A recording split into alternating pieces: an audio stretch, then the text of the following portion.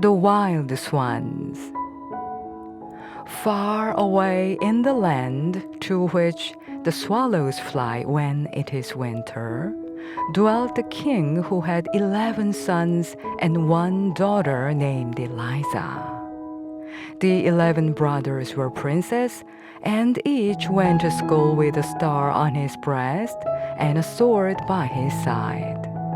They wrote with diamond pencils on golden slates and learned their lessons so quickly and read so easily that everyone knew they were a princess. Their sister Eliza sat on a little stool of plate glass and had a book full of pictures which had cost as much as half a kingdom. Happy indeed were these children, but they were not long to remain so, for their father, the king, married a queen who did not love the children and who proved to be a wicked sorceress. The queen began to show her unkindness the very first day.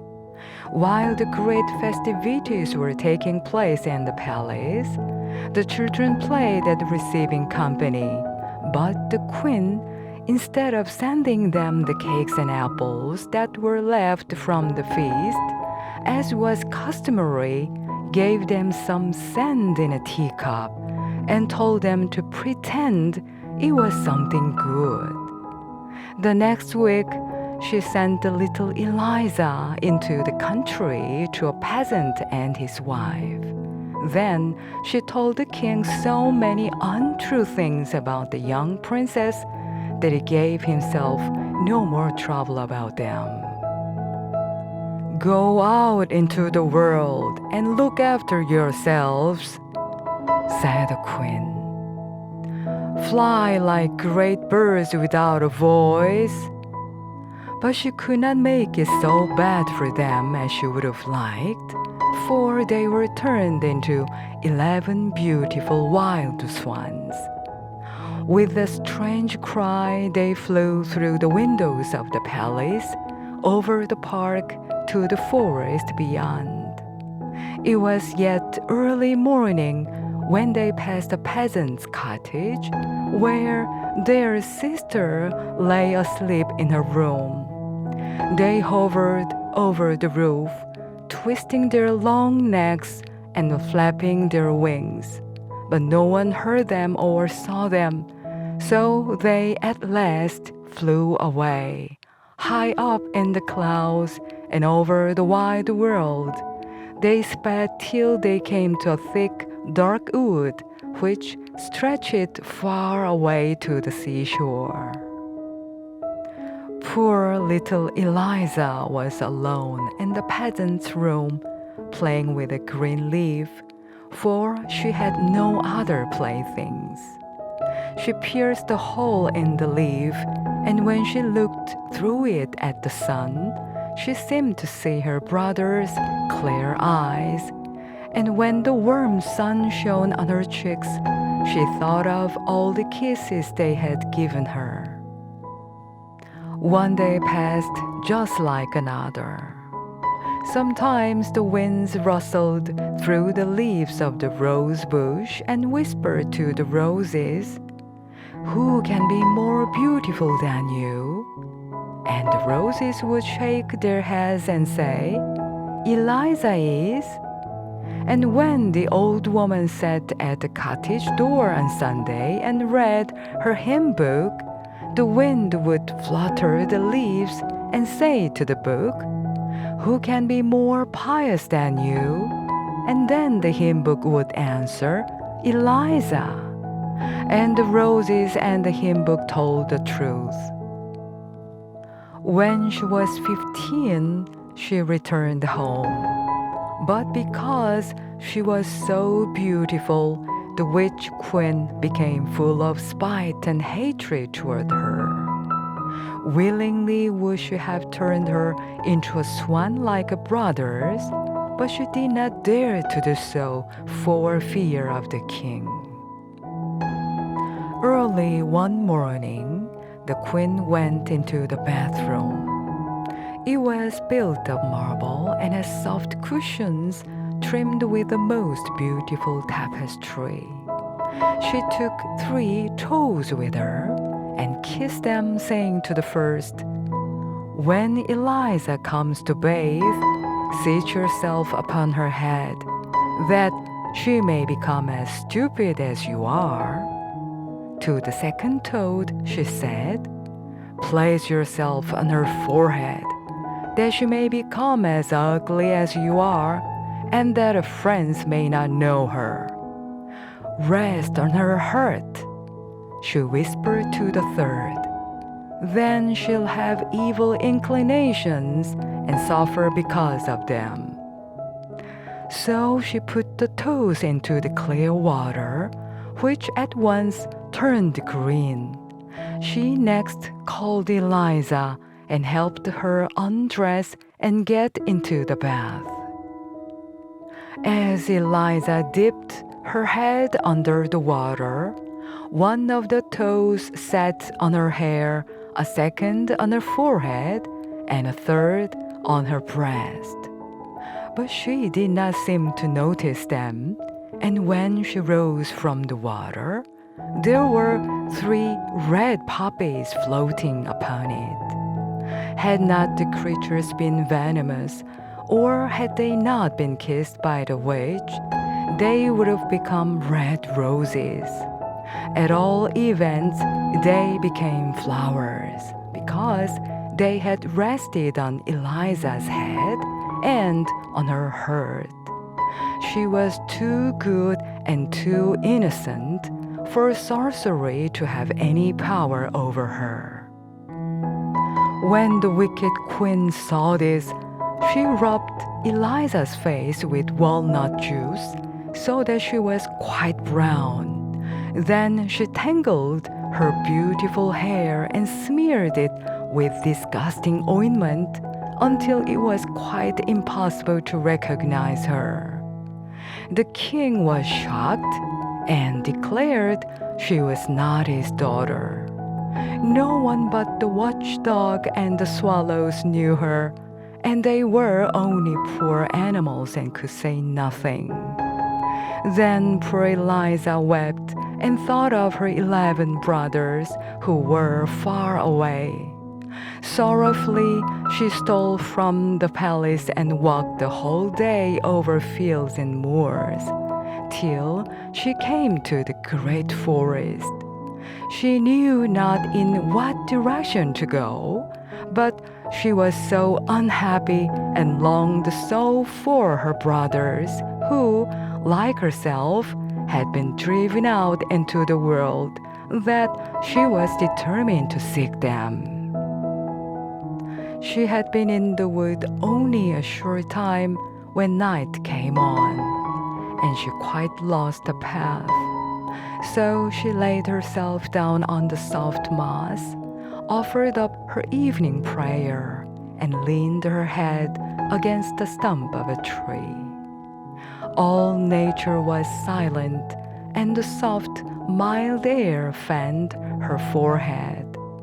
The light of hundreds of glowworms shone amidst the grass and the moss like green fire, and if she touched a twig with her hand, ever so lightly, the brilliant insects fell down around her like shooting stars.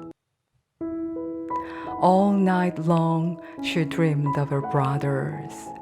She thought they were all children again playing together.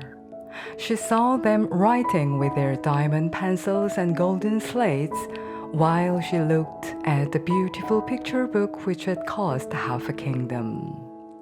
They were not writing lines and letters as they used to do, but descriptions of the noble deeds they had performed and of all that they had discovered and seen. In the picture book, too, everything was living.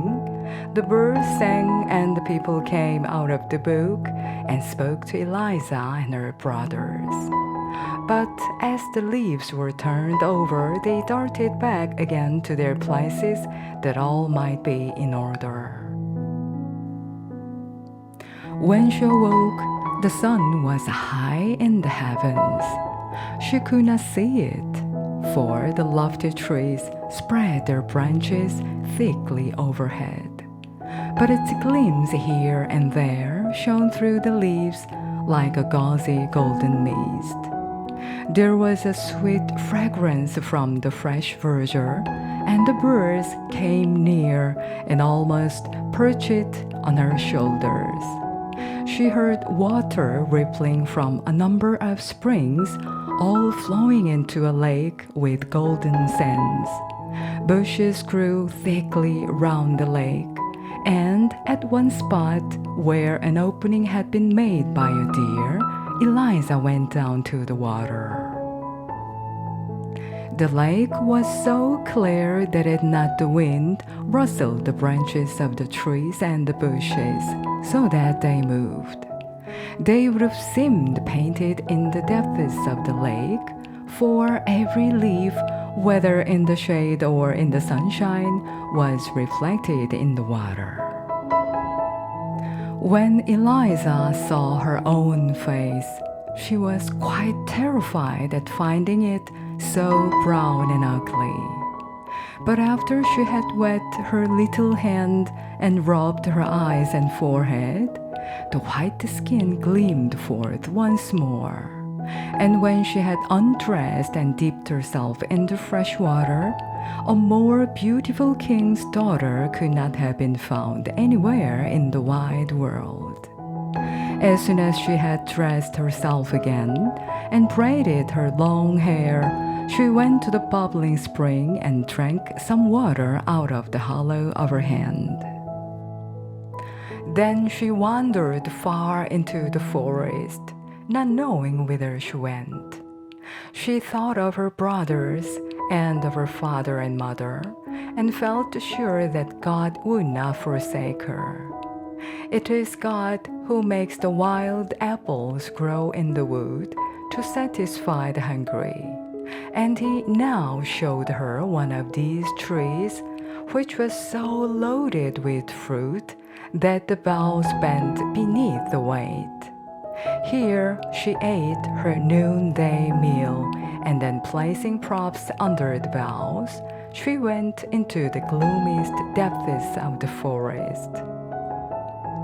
It was so still that she could hear the sound of her own footsteps, as well as the rustling of every withered leaf which she crushed under her feet. Not a bird was to be seen, not a sunbeam could penetrate the large, dark boughs of the trees. The lofty trunks stood so close together that when she looked before her, it seemed as if she were enclosed within trellis work. Here was such solitude as she had never known before. The night was very dark. Not a glowworm was glittering in the moss. Sorrowfully, Eliza laid herself down to sleep. After a while, it seemed to her as if the branches of the trees parted over her head, and the mild eyes of angels looked down upon her from heaven. In the morning, when she awoke, she knew not whether this had really been so or whether she had dreamed it. She continued her wandering, but she had not gone far when she met an old woman who had berries in her basket and who gave her a few to it. Eliza asked her if she had not seen 11 princes riding through the forest. "No," replied the old woman, "but I saw yesterday 11 swans with gold crowns on their heads swimming in the river close by." Then she led Eliza a little distance to a sloping bank, at the foot of which ran a little river. The trees on its banks stretched their long leafy branches across the water toward each other, and where they did not meet naturally, the roots had torn themselves away from the ground, so that the branches might mingle their foliage as they hung over the water. Eliza bade the old woman farewell and walked by the flowing river till she reached the shore of the open sea. And there before her eyes lay the glorious ocean, but not a sail appeared on its surface, not even a boat could be seen. How was she to go farther? She noticed how the countless pebbles on the shore had been smoothed and rounded by the action of the water. Glass, iron, stones, everything that lay there mingled together, had been shaped by the same power until they were as smooth as her own delicate hand. The water rolls on without weariness, she said, till all that is hard becomes smooth. So will I be unwearied in my task. Thanks for your lesson, bright rolling waves. My heart tells me you will one day lead me to my dear brothers. On the foam-covered seaweeds lay 11 white swan feathers, which she gathered and carried with her. Drops of water lay upon them. Whether they were dewdrops or tears, no one could say.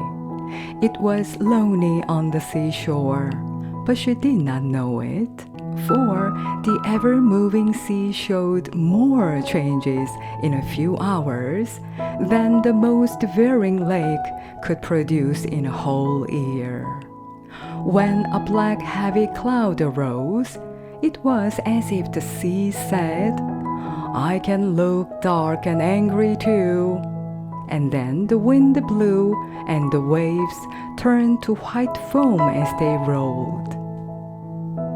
When the wind slept and the clouds glowed with the red sunset, the sea looked like a rose leaf.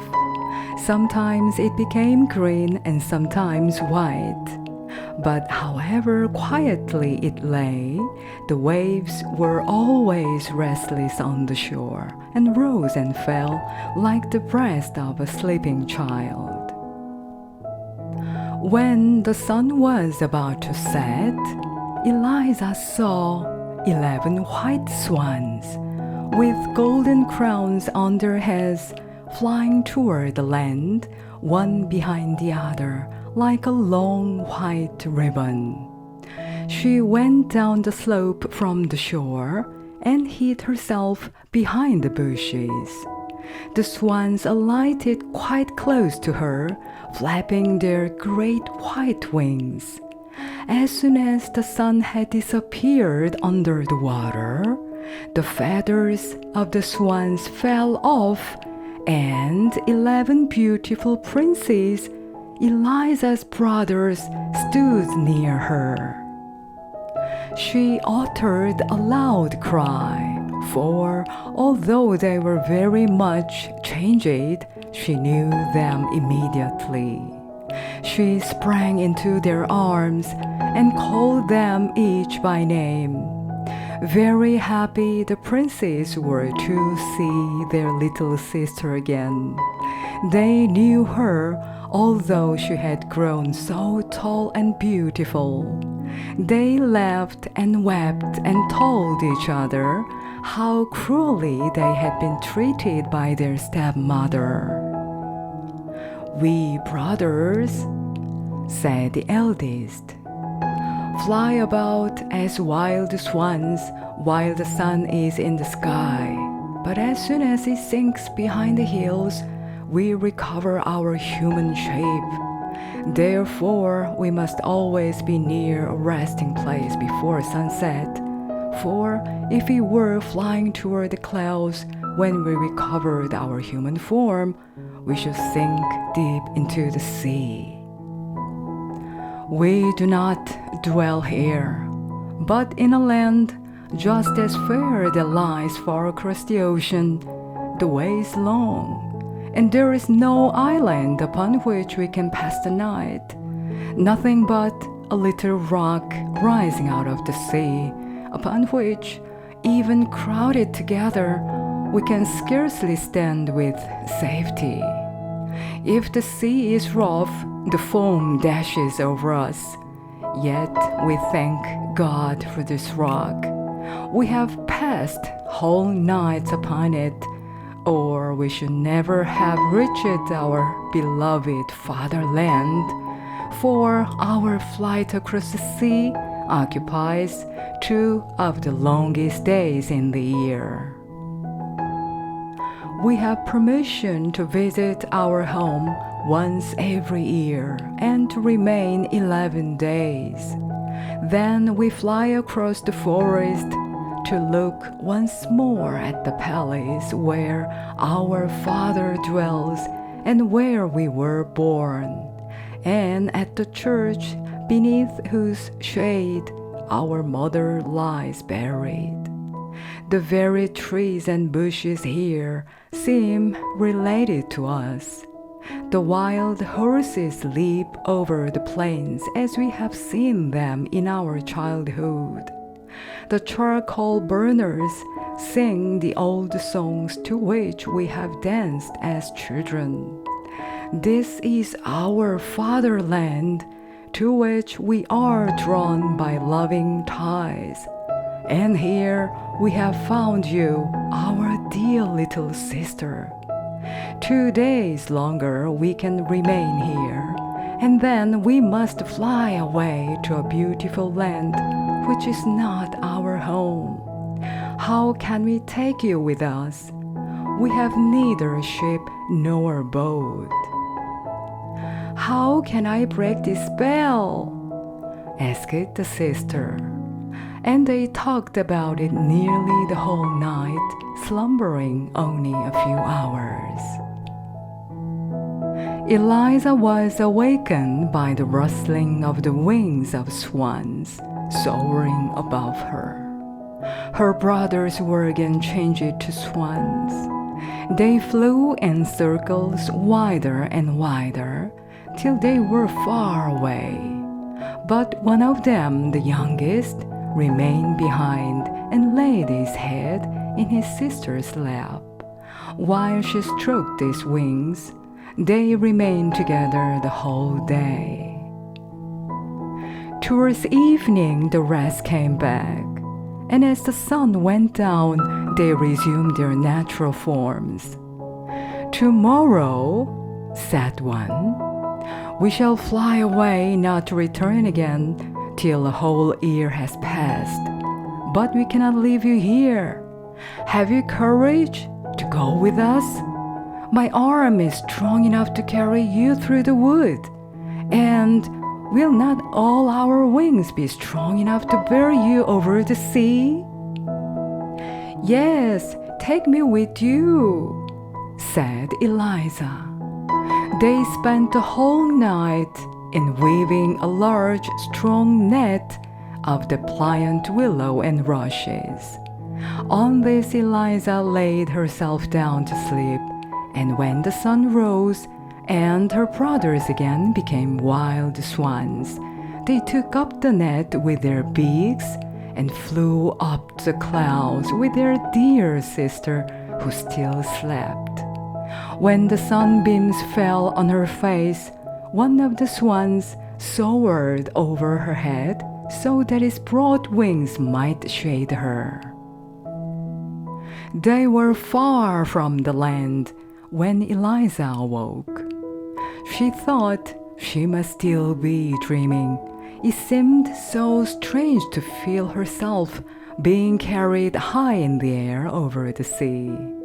By her side lay a branch full of beautiful ripe berries and a bundle of sweet-tasting roots. The youngest of her brothers had gathered them and placed them there. She smiled her thanks to him. She knew it was the same one that was hovering over her to shade her with his wings. They were now so high that a large ship beneath them looked like a white seagull skimming the waves. A great cloud floating behind them appeared like a vast mountain, and upon it Eliza saw her own shadow and those of the 11 swans, like gigantic flying things. Altogether, it formed a more beautiful picture than she had never before seen. But as the sun rose higher and the clouds were left behind, the picture vanished. Onward the whole day they flew through the air like winged arrows, yet more slowly than usual, for they had their sister to carry. The weather grew threatening, and Eliza watched the sinking sun with great anxiety, for the little rock in the ocean was not yet in sight. It seemed to her as if the swans were exerting themselves to the utmost. Alas, she was the cause of their not advancing more quickly. When the sun set, they would change to men, fall into the sea, and be drowned. Then she offered a prayer from her inmost heart, but still no rock appeared. Dark clouds came nearer. The gust of wind told of the coming storm, while from a thick, heavy mass of clouds, the lightning burst forth, flash after flash. The sun had reached the edge of the sea when the swans darted down so swiftly that Eliza's heart trembled. She believed they were falling, but they again soared onward. Presently, and by this time the sun was half hidden by the waves, she caught sight of the rock just below them. It did not look larger than a seal's head thrust out of the water. The sun sank so rapidly that at the moment their feet touched the rock, it shone only like a star, and at last disappeared like the dying spark in a piece of burnt paper. Her brother stood close around her with arms linked together, for there was not the smallest space to spare. The sea dashed against the rock and covered them with spray. The heavens were lighted up with continual flashes, and thunder rolled from the clouds. But the sister and brother stood holding each other's hands and singing hymns. In the early dawn, the air became calm and still, and at sunrise, the swans flew away from the rock bearing their sister with them.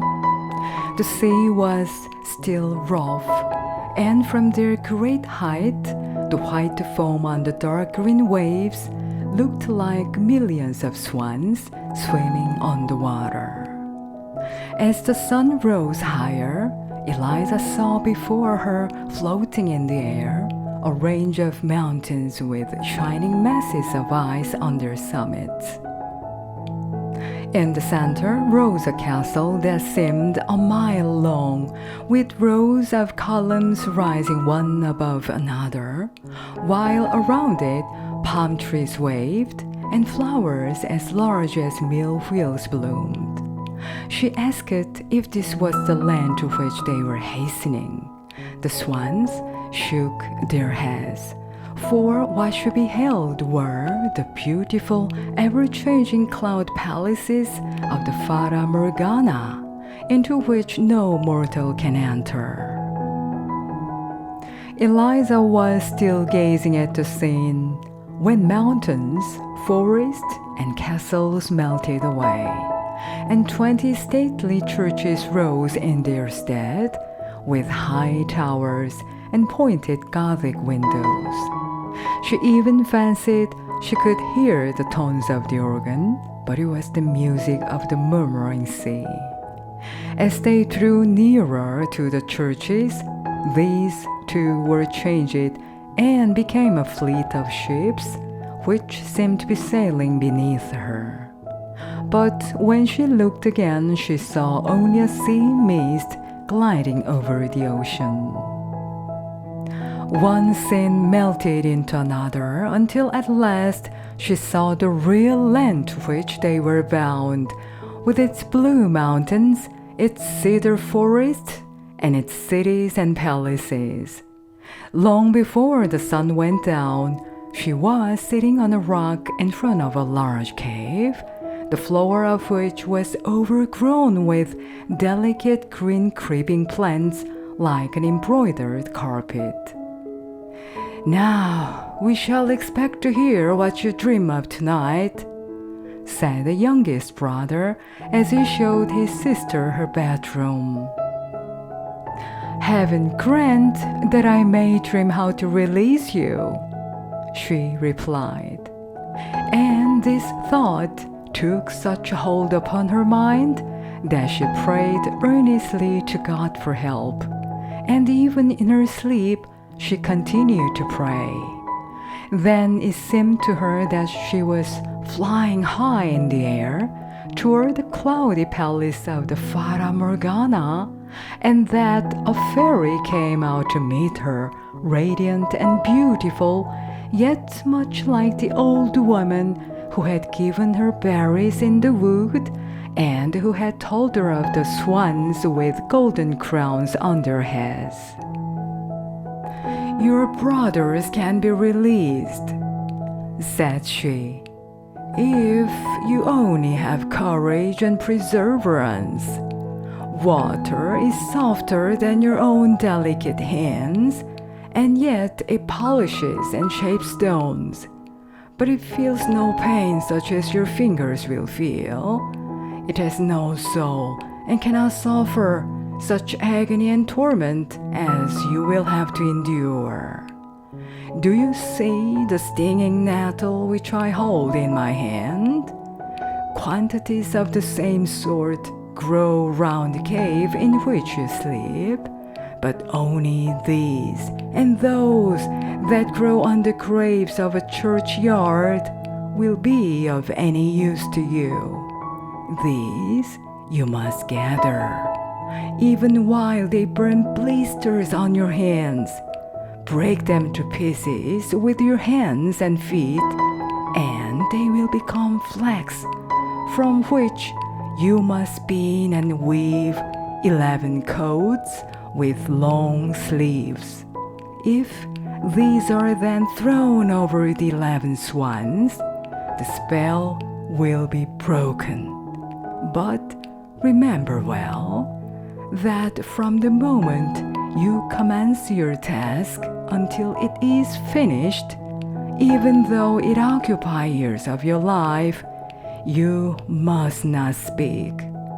The first word you utter will pierce the hearts of your brothers like a deadly dagger. Their lives hang upon your tongue. Remember all that I have told you." And as she finished speaking, she touched Eliza's hand lightly with the nettle, and a pain as of burning fire awoke her. It was broad daylight, and near her lay a nettle like the one she had seen in her dream.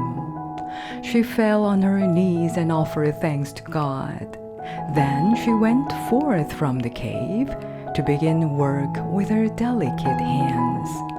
She groped in amongst the ugly nettles, which burned great blisters on her hands and arms. But she determined to bear the pain gladly if she could only release her dear brothers. So she bruised the nettles with her bare feet and spun the flax. At sunset, her brothers returned, and were much frightened when she did not speak. They believed her to be under the spell of some new sorcery, but when they saw her hands, they understood what she was doing in their behalf.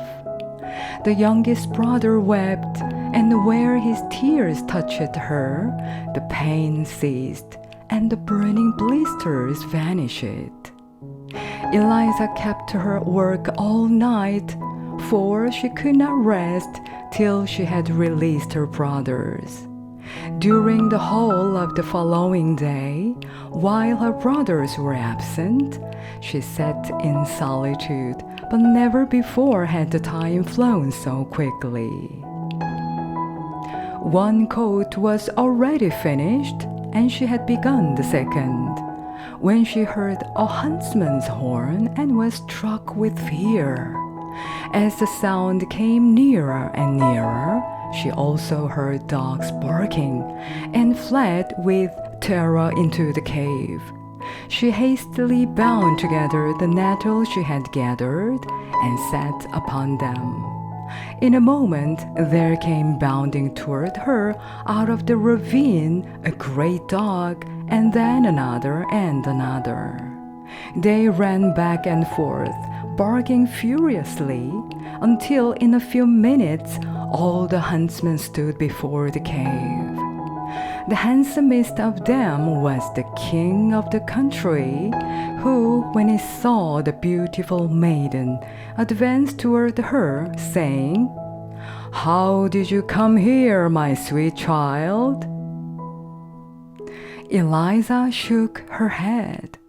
She dared not speak, for it would cost her brothers their deliverance and their lives. And she hid her hands under her apron, so that the king might not see how she was suffering. "Come with me," he said. "Here you cannot remain. If you are as good as you're beautiful, I will dress you in silk and velvet. I will place a golden crown on your head, and you shall rule and make your home in my richest castle." Then he lifted her onto his horse. She wept and wrung her hands, but the king said, "I wish only your happiness. A time will come when you will thank me for this." He galloped away over the mountains, holding her before him on his horse, and the hunters followed behind them. As the sun went down, they approached the fair royal city with churches and cupolas. On arriving at the castle, the king led her into marble halls, where large fountains played and where the walls and the ceilings were covered with rich paintings. But she had no eyes for all these glorious sights. She could only mourn and weep. Patiently, she allowed the women to array her in royal robes, to weave pearls in her hair, and to draw soft gloves over her blistered fingers. As she stood arrayed in her rich dress, she looked so dazzlingly beautiful that the court bowed low in her presence. Then the king declared his intention of making her his bride. But the archbishop shook his head and whispered that the fair young maiden was only a witch who had blinded the king's eyes and ensnared his heart. The king would not listen to him, however, and ordered the music to sound, the daintiest dishes to be served, and the loveliest maidens to dance before them. Afterwards, he led her through fragrant gardens and lofty halls, but not a smile appeared on her lips or sparkled in her eyes. She looked the very picture of grief. Then the king opened the door of a little chamber in which she was to sleep. It was adorned with rich green tapestry and resembled the cave in which he had found her. On the floor lay the bundle of flax which she had spun from the nettles, and under the ceiling hung the coat she had made. These things had been brought away from the cave as curiosities by one of the huntsmen. Here you can dream yourself back again in the old home and the cave, said the king. Here is the work with which you employed yourself. It will amuse you now, in the midst of all this splendor, to think of that time. When Eliza saw all these things, which lay so near her heart, a smile played around her mouth, and the crimson blood rushed to her cheeks. The thought of her brothers and their release made her so joyful that she kissed the king's hand. Then he pressed her to his heart. Very soon the joyous church bells announced the marriage feast. The beautiful dumb girl of the woods was to be made queen of the country. A single word would cost her brothers their lives, but she loved the kind, handsome king, who did everything to make her happy more and more each day. She loved him with her whole heart, and her eyes beamed with the love she dared not speak.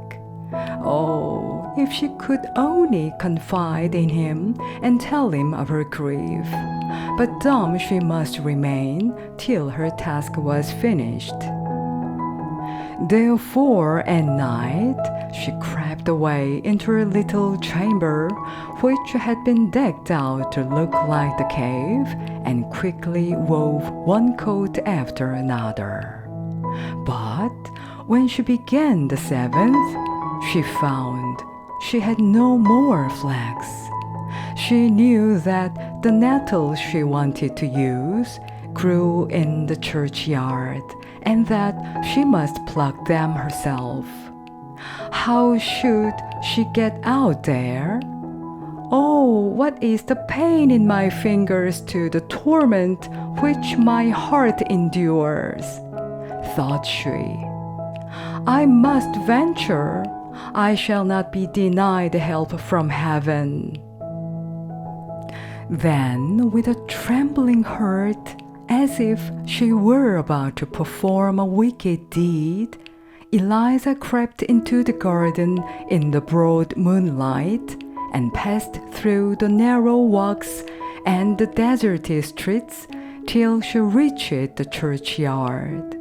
She prayed silently, gathered the burning nettles, and carried them home with her to the castle. One person only has seen her, and that was the archbishop. He was awake while others slept. Now he felt sure that his suspicions were correct. All was not right with the queen. She was a witch and had bewitched the king and all the people. Secretly, he told the king what he had seen and what he feared. And as the hard words came from his tongue, the carved images of the saints shook their heads, as if they would say, "It is not so. Eliza is innocent." But the archbishop interpreted it in another way. He believed that they witnessed against her and were shaking their heads at her wickedness. 2 tears rolled down the king's cheeks. He went home with doubt in his heart, and at night pretended to sleep. But no real sleep came to his eyes, for every night he saw Eliza get up and disappear from her chamber. Day by day his brow became darker, and Eliza saw it, and although she did not understand the reason, it alarmed her and made her heart tremble for her brothers. Her hot tears glittered like pearls on the regal velvet and diamonds, while all who saw her were wishing they could be queen. In the meantime, she had almost finished her task. Only one of her brother's coats was wanting, but she had no flax left, and not a single nettle. Once more only, and for the last time, must she venture to the churchyard and pluck a few handfuls. She went, and the king and the archbishop followed her. The king turned away his head and said, "The people must condemn her." Quickly she was condemned to suffer death by fire. Away from the gorgeous regal halls, she was led to a dark, dreary cell, where the wind whistled through the iron bars. Instead of the velvet and silk dresses, they gave her the 10 coats which she had woven to cover her, and a bundle of nettles for a pillow. But they could have given her nothing that would have pleased her more. She continued her task with joy and prayed for help, while the street boys sang jeering songs about her, and not a soul comforted her with a kind word. Toward evening she heard at the grating the flutter of a swan's wing. It was her youngest brother. He had found his sister, and she sobbed for joy, although she knew that probably this was the last night she had to live. Still, she had hope, for her task was almost finished, and her brothers were come. Then the archbishop arrived to be with her during her last hours, as he had promised the king. She shook her head and begged him by looks and gestures not to stay. For in this night she knew she must finish her task, otherwise all her pain and tears and sleepless nights would have been suffered in vain. The archbishop withdrew, uttering bitter words against her, but she knew that she was innocent and diligently continued her work. Little mice ran about the floor, dragging the nettles to her feet to help as much as they could. And a thrush, sitting outside the grating of the window, sang to her the whole night long as sweetly as possible to keep up her spirits. It was still twilight, and at least an hour before sunrise, when the 11 brothers stood at the castle gate and demanded to be brought before the king. They were told it could not be. It was yet night. The king slept and could not be disturbed. They threatened, they entreated, until the guard appeared, and even the king himself inquiring what all the noise meant. At this moment the sun rose, and the 11 brothers were seen no more, but 11 wild swans flew away over the castle. Now all the people came streaming forth from the gates of the city to see the witch burned.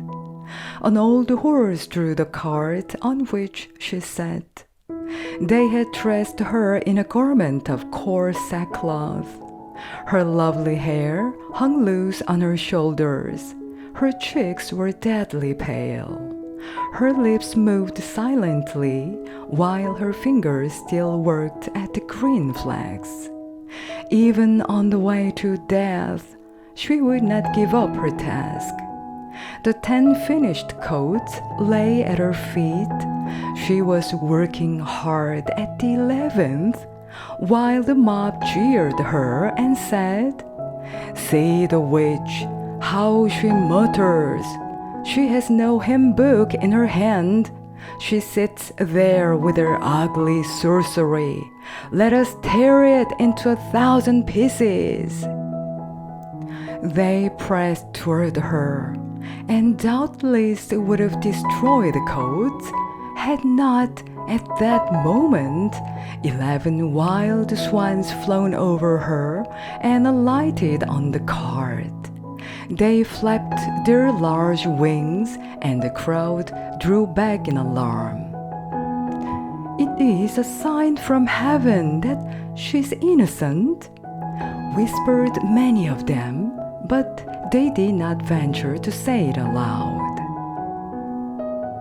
As the executioner seized her by the hand to lift her out of the cart, she hastily threw the 11 coats over the 11 swans, and they immediately became 11 handsome princes. But the youngest had a swan's wing instead of an arm, for she had not been able to finish the last sleeve of the coat. "Now I may speak," she exclaimed. "I am innocent." Then the people who saw what had happened bowed to her as before a saint. But she sank unconscious in her brother's arms, overcome with suspense, anguish, and pain. "Yes, she's innocent," said the eldest brother, and related all that had taken place. While he spoke, there rose in the air a fragrance as from millions of roses. Every piece of faggot in the pile made to burn her had taken root, and threw out branches until the whole appeared like a thick hedge, large and high, covered with roses. While above all bloomed a white shining flower that glittered like a star. This flower the king plucked, and when he placed it in Eliza's bosom, she awoke from her swoon with peace and happiness in her heart. Then all the church bells rang of themselves, and the birds came in great flocks, and a marriage procession, such as no king had ever before seen, returned to the castle.